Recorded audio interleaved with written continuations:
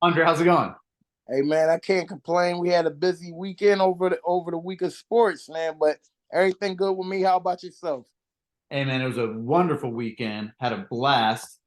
Celebrated a birthday, so shout out. Happy And birthday, man. I appreciate that, my friend. And, let's get right into it. Another episode of two things, two questions. First question. We are Penn State dropping one against Michigan, the hated Wolverines, in battle, Jim Harbaugh. What's going on with this situation down in Penn State? Man. So James Franklin, I read a stat. Since he's been a Penn State head coach, he's 4-15 or 4-16 all time against Michigan and Ohio State. That's horrible. Throughout your career, you've been here for almost a dime.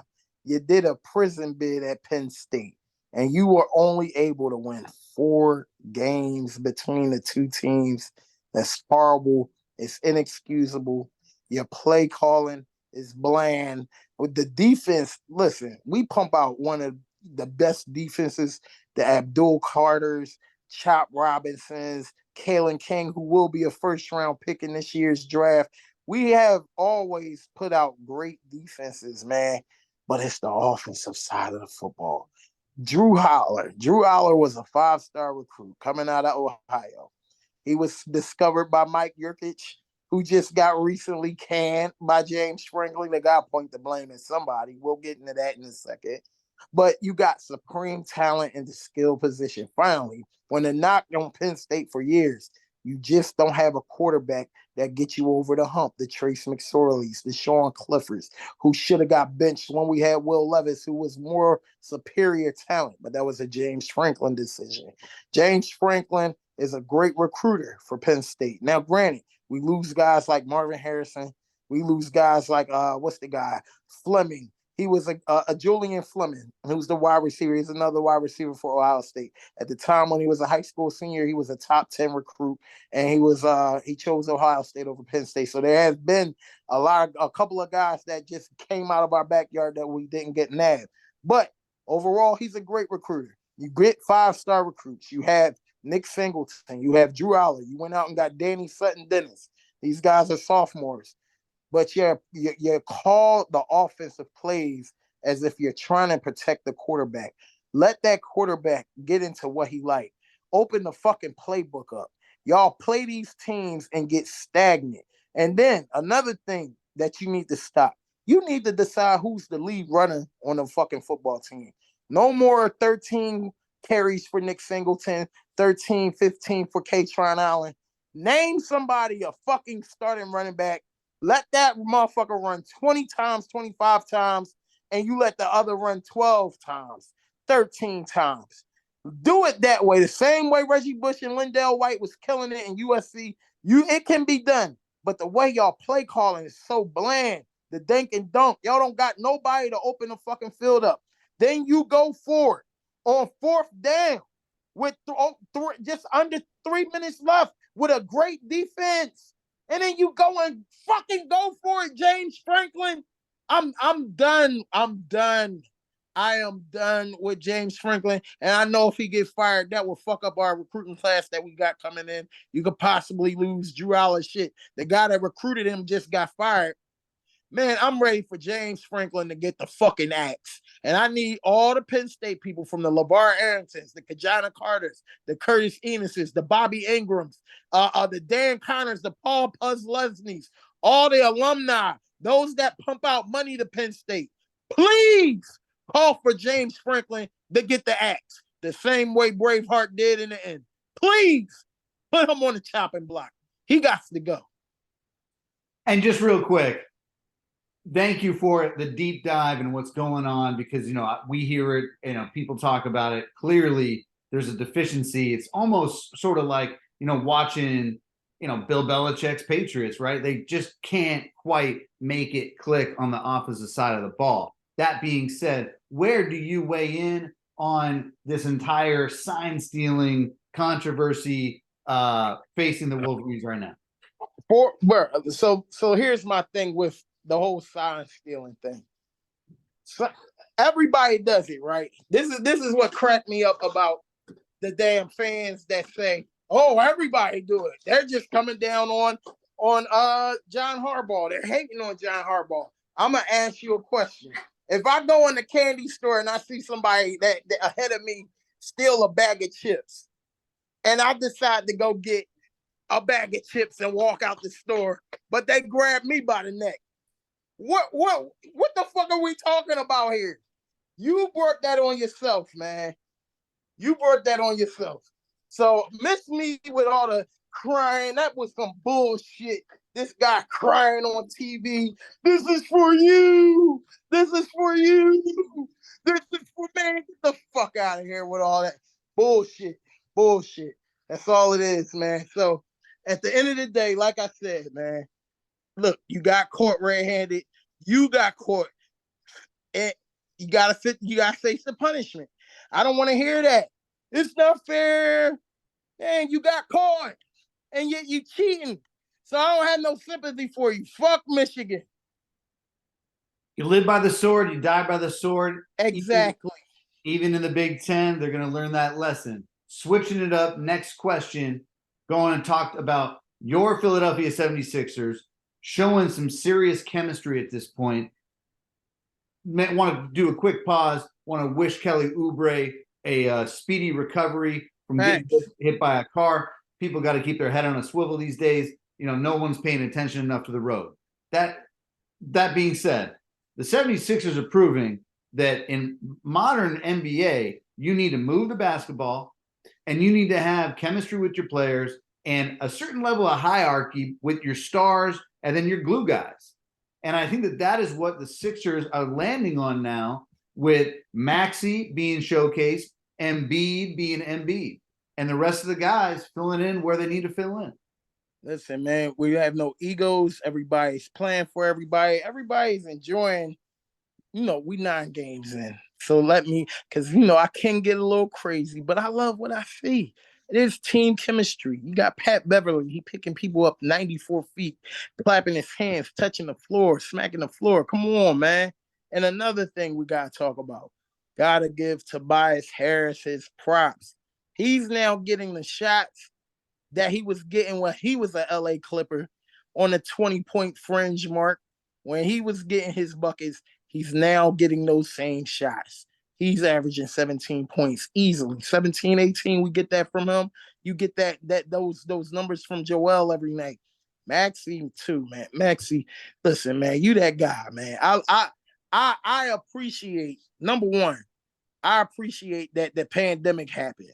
Because if he did play in the NCAA tournament when they called everything off, when they stopped NCAA tournament that year during the pandemic, he would have went higher in that draft. That draft will be talked about as an all-time draft too.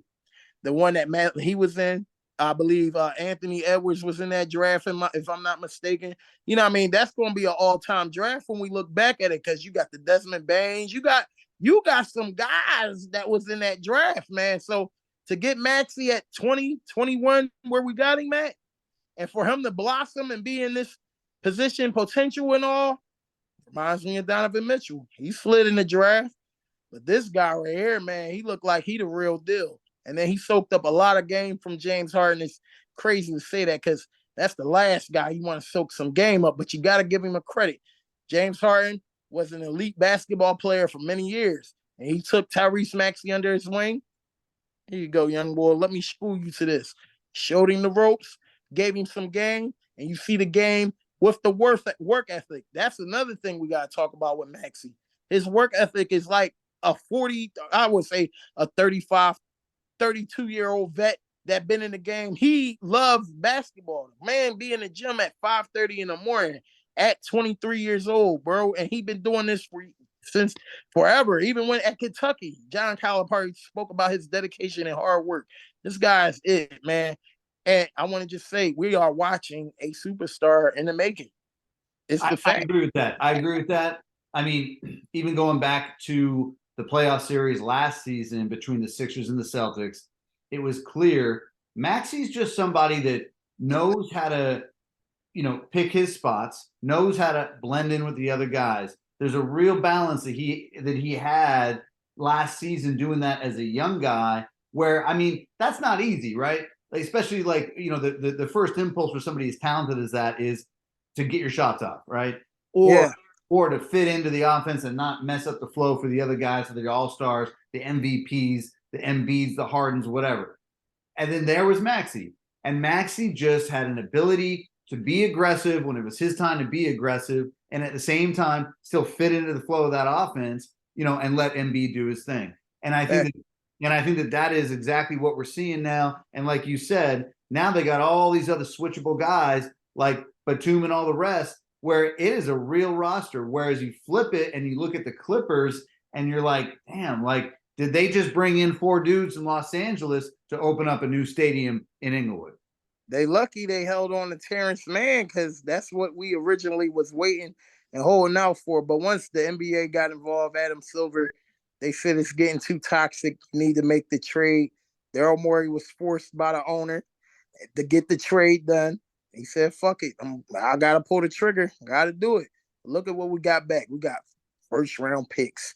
We got guys that make the team better, glue guys that's going to get the dirty work done, and they can contribute versus getting rid of a PJ. PJ was my guy. The Sneaker King was my guy. I love this grit. I love this toughness. I like this leadership. But he was a liability on the offensive end of the floor. And you got Nicholas Batum. He brings that, and he brings scoring. He can knock down the three. He is a knockdown shooter. He can spot up and hit the three. Robert Covington, he could guard multiple positions from the 5 to the 1. You got KJ Martin, who hasn't even played yet, but he can guard up. And he's an athletic guy. He's a defender. He's a good player. We got guys here, man. Marcus Morris sitting in the cut, and then you got Marcus Morris and Pat Beverly on the same team. Listen, when the playoffs come around, and when it's all said and done, you will hear the Sixers name in the conversation like you already are with the Bucks. They got to figure that shit out, because Dame and Giannis, this is new. They got to figure it out. They 5-4 right now. They got to figure it out. Miami is on the back end, due to health injuries and stuff like that. That's why I said to you earlier, a lot of the teams that were supposed to do well ain't doing so well. Phoenix, they were hit with injuries. They lost a lot of games. You got Dallas getting busy. You got Minnesota getting busy. You know what I mean? OKC getting busy. So, man, the unexpected is going on. The West, I thought it would be strong, but it ain't. Man, look, anybody could come out of the West. That's how crazy it is right now. The beast of the East is what the talk is about, and we one of them beasts. The Sixers will be in the Eastern Conference Finals this year. I'm already stamping that. We got too good of a team, barring any injuries or any setbacks. You and I both know, when you talk about those matchups with Milwaukee, Boston, the Sixers got guys now. No liabilities on defense. Guys can guard up. That's going to be a hard pill to swallow for other teams, man. That's going to be some great matchups come playoff time. I mean, I can't wait to see it. And again, we always shout out Doc, big ups to Doc. But seeing Nick Nurse, do some things with these ingredients that he has, drawing on his experience in the G League and, getting guys in and out of the locker. I mean, you're seeing, I think, some innovative lineups happening, and I think it's just going to make for a better playoff basketball. It's going to make for great basketball. And Nick Nurse is a damn good coach. He is amazing. The team bought into the system. The players are having fun. Players are playing great defense. Look, man, the team is just they're doing what we need to do. We're winning games. We're looking good winning games. The game yesterday against the Pacers, 50 points for Maxey, Tyrese Maxey, and Embiid, both having over 25 points in going into the second half. Come on, man. Come on, man. Look, this is the best duo in the NBA. I don't even want to argue with nobody. Anybody come on this chat in the comments talking crazy, you crazy. You can't name me a duo right now better than Embiid and Maxey. You can't. Kawhi and George, Kyrie and Luka, they starting to build up, but it's not better. Who else is another? AD and LeBron? What? No. Maxey and Joel is the best. Tatum and Brown? Anybody? Listen, Jaylen Brown got the $300 million contract. He got the girl, Bernice Burgos, one of the most beautiful women, 43, and look good. Look like grandma apple pie coming out the oven. But hey, did he get comfortable? He only averaging about 20, 21 points. He got the money. He got the lady. Do he got that same hunger? It don't look like it. We're going to see. It's still early. I'm just throwing that out there. we're going to see. I respect that. Can't knock his hustle. All right, moving on. NFL. Lots of things happening. Burr's on the bye weekend. So let's start talking about CJ Stroud for a second. This is a rookie playing what is arguably the toughest position in all of professional sports. And you're seeing him elevate a previously much maligned franchise, one. And two, I think you can make a safe argument that he is one of the front runners in the entire NFL for MVP right now. Oh, man. See, I've never, as long as I've been alive and been able to watch football, I've never seen a rookie just come out the gate and be great. Yep. I've never seen that. CJ Stroud, I hated CJ Stroud. He Ohio State, he a Buckeye. I'm Nittany Lion. I hate the guy, but I got to give him credit. Now, granted, I didn't think that the Nico Collins and the running back that they got, he's all right. Pierce, you know what I mean? They all right. Tank Dell in the house. Come on, there you go. I mean, look, them guys really can play out there, you know what I mean? And Schultz, let's talk about Schultz. The Cowboys should have gave Schultz that bread. Schultz is a big difference. He is what you want as a security blanket. That is CJ Stroud security blanket. So they put players around him for him to succeed, and they have a good defense. Derek Stingley, what's the defensive end they drafted right behind CJ Stroud from Alabama? Yeah, look, he didn't impact the game in sacks this year, but his presence is felt, and they have a good defense. I don't think you want to see the Houston Texans if this continue. Will this continue is the question. Can we put a rookie in MVP conversation? I've never seen this before. This is new to me, but I got to give credit where it's due. He's definitely stamped as the offensive rookie of the year, bar none. There's nobody else in front of him. It's just him. He got that locked up. If he can keep this up, you might have to have that conversation of him being in the MVP conversation. But, you know, you got Tyreek Hill, you got A.J. Brown, you got Pat Mahomes. He's going to be in a conversation every year. Joe Burrow was being talked about as an MVP candidate, but after losing like that I mean, it was a great game, but he threw 2 picks. He didn't look Burrow-esque like he has in previous weeks. And then CJ Stroud, man, just the complete control of having the offense and then the offensive line. That's another thing. When your offensive line love you, they're gonna block like hell for you. He got a great offensive line, man. Them guys love CJ Stroud. You gotta watch out for this guy, man. He playing at an elite level. I can't believe it.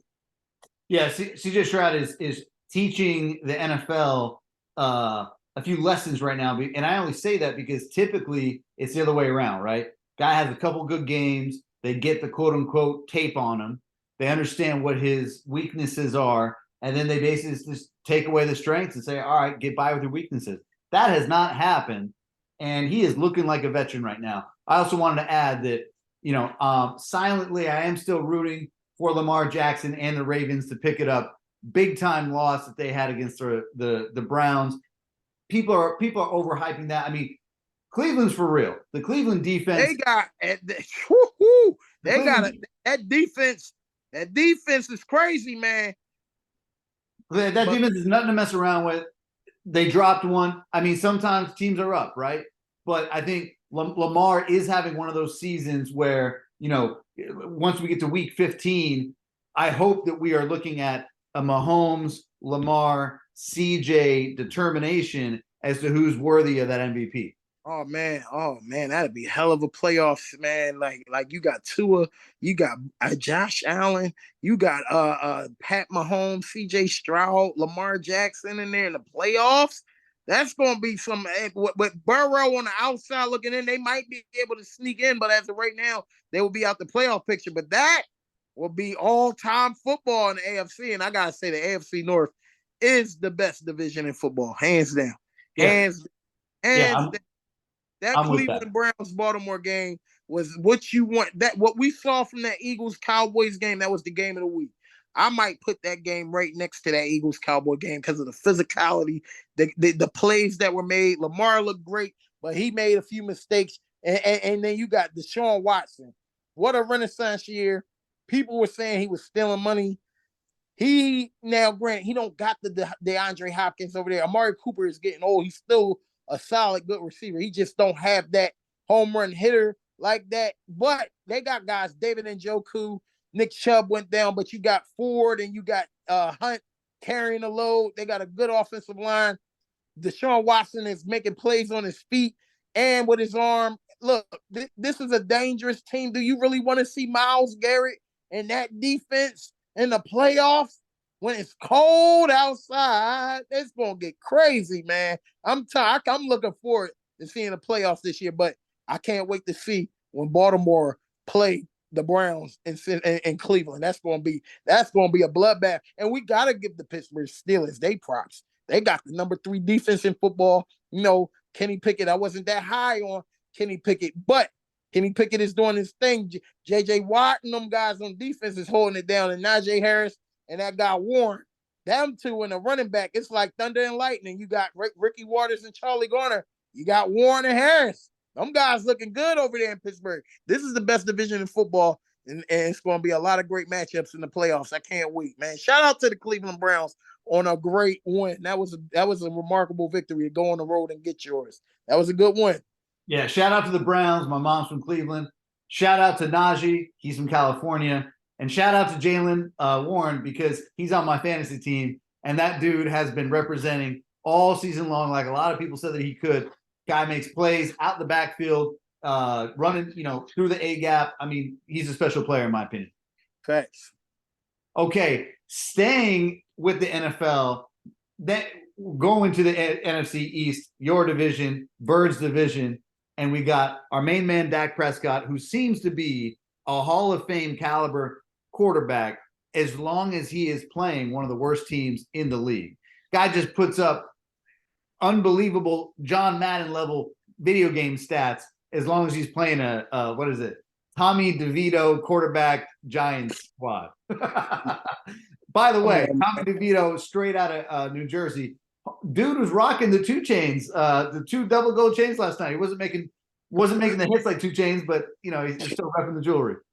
Are you kidding me? We really going to sit here and talk about the Dallas Cowboys annihilating a team with no quarterback, no offensive weapons. It's just Saquon Barkley out there. This is the thing I love about Dallas fans, the Skip Baylesses of the world, the Michael Irvins, and all you stinking, filthy, nasty, disgusting Cowboy fans. Y'all get hyped when y'all beat up on a little guy. That's like going in the lunch line and taking the little kid who got the glasses on, taking his damn juice box in his tray.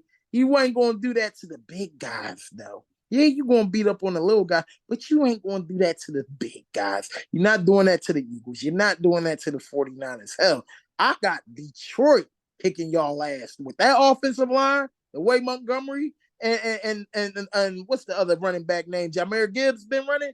What? Come on, I'm a Ross St. Brown over there with Laporte as the tight end. Y'all ain't got nothing for them guys. But yeah, y'all gonna brag and boast about him throwing over 400 yards. I mean, 400 yards. It is 400 yards, but y'all did it to some small fries. Y'all didn't do it to the big guys. So miss me with all the Dak talk and all that. When you do it to somebody worthy, a worthy opponent, then we can sit at the table and give you a flower. You don't get no flowers for beating up the Giants. Please. Like knocking down an old lady and taking her purse. You don't get no props for that. Please. Hey, New Jersey's finest, Tommy DeVito. Everyone's got their 15 minutes of fame. We'll see. They were actually giving this guy a lot of patience last night. I think that the announcers with a lot of these games, I will say this, the NFL Network is very quietly yet very efficiently grabbing more of the quality games so that we end up seeing Sunday Night Football with somebody like Zach Wilson, or the Raiders or some things like this, right? I mean, Mark, the primetime flex schedule Sunday Night Football game has not been ready for prime time in a while. I haven't seen them flex a game yet all year, like a bad game or something like that. So, you know what I mean? They did it with the hopes of Aaron Rodgers playing. They didn't expect Zach Wilson. What a jabroni. What a jabroni. You're about to get Robert Salah job taken from him. The Jets fans are calling for Salah to get fired when Salah is a great coach, great defensive mind. He's one of the best defensive coaches in football. You want him to sit Zach Wilson for who? Simeon? Who the hell you gonna put in there? That is a great Sad. question. That is a great question. I remember, everybody remembers when Aaron Rodgers went down, right? And of course, Aaron Rodgers is immediately talking about how he's going to come back for the playoffs or some crazy talk like that. Yep. But it's not just like the Vikings were like ready to just punt on Kirk Cousins just because A-Rod went down. You know, if you're Robert Saleh and you're looking at the entire landscape of the NFL, you think any of these other GMs are just lining up to give you a quarterback to match up with your great defense? None of them want that. So, I mean, I think that Saleh, I'm sorry to say, I agree with you. I think he is a great coach. I think that he has held the line in a way this season that has been really remarkable. I think that he was put in a tough situation by Zach Wilson last year.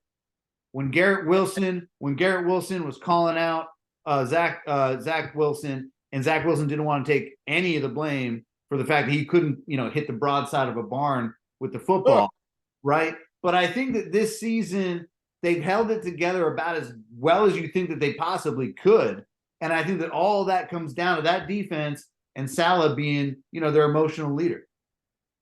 Hey man, the Saleh is caught between a rock and a hard place, man. This guy was drafted to be the second pick of the draft. That means they believed in your potential so much. You had a lot of hype coming out of BYU. Note to NFL quarterbacks, please, no more Mountain West quarterbacks. No more Pac-12 quarterback. Caleb Williams is the exception. Bo Nix, great. Penix from Washington is great, but them guys from them BYUs and all of them, the jabroni, what have you done? You can't come back. Now, when you play the quarterback position, you have to be a leader amongst men. Does Zach Wilson epitomize a leader amongst men? Do you see the D-line and all them? Do you think they rally behind this jabroni? They walk right by him. I promise you that. No respect. You don't got respect to your teammates.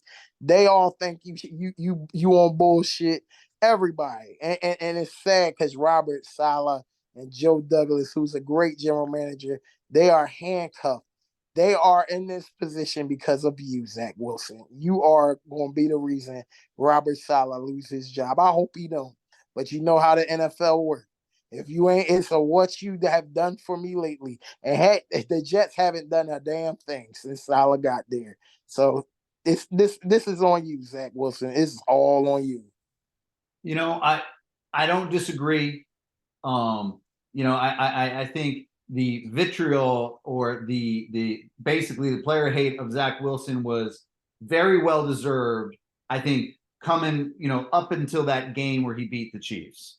And I'm gonna give him just a tiny bit of props for that because he went through it last year. And I mean, when I look at Zach Wilson, I'm looking at a guy who had, an okay college career. BYU, they put out Steve Young, they put out Jim McMahon. I mean, that's in the 70s, brother, in the 80s. That's in the 80s. Todd Detmer, are you serious? No doubt. Come on, man. No doubt. But when I look at Zach Wilson, aka the same dude that I was swearing to every single person that would listen that he is Mr. Punch Me Face, because I'm looking at a dude that just frankly never seemed ready to be the leader of an NFL team, like at all. It looked like somebody who kind of hit the lottery and is like, all right, cool, this is going to go down. They want to give me the number 2 pick. I'll take that money and run with it. But now he's got to kind of basically come to work every day in front of the whole world as they're watching him not play very well.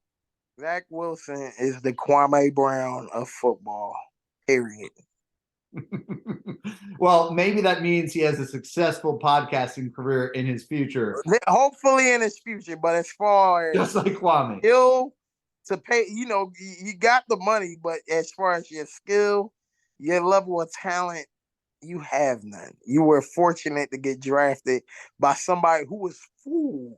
They were fooled by your mixtape. They ain't do their homework. They ain't That's do right. their. That's They right. saw they drafted you based off your YouTube highlights. That's Yeah. what they saw. Yeah. No, I mean, I can see it very clearly. I think we all on this call here really enjoy the NFL draft, and I will not forget how many times every single NFL draft pundit played that highlight of him throwing against his body in shorts in that indoor stadium. And yeah, the ball went like 65 yards or something like that, but it doesn't always translate into the, playing on the field. And you bring up a really interesting point about Will Levis, because this is a guy who, I got to be honest, I thought we were kind of looking at Zach Wilson 2.0. Big arm, kind of quirky. He's got like the who's that character from Street Fighter with the black hair? Right? But I gotta say, when I was watching Levis play, throwing it up to D Hop and making some plays, I'm like, this is a guy that's not afraid of the moment one bit. And He when I got look the at Zach arm Wilson, talent, and he has the team. They bang with him. The Jets don't bang with Zach. They want him out. yeah, If they could, they would tie him or lock him in his house on game day, just so that a new quarterback could be changed. Remember when the Clippers held DeAndre Jordan captive from Mark Cuban, and during that free agency, it would be flipped though. They would hold him captive from playing a game. yeah. No, it's a tough one.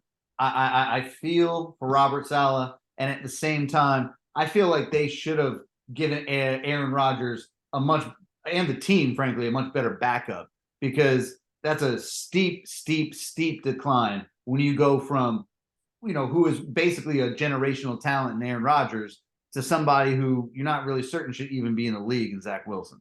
Hey man, they gonna bite the bullet.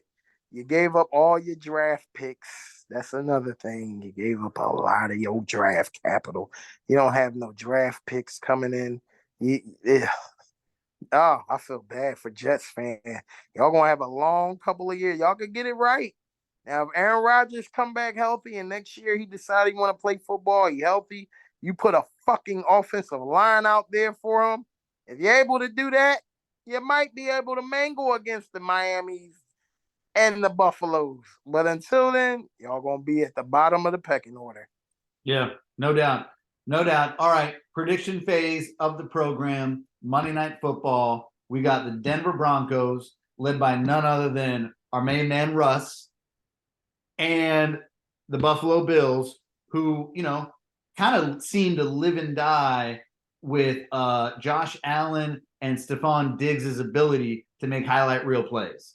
I'm telling you, man, if the man ain't met a pass he ain't like to throw.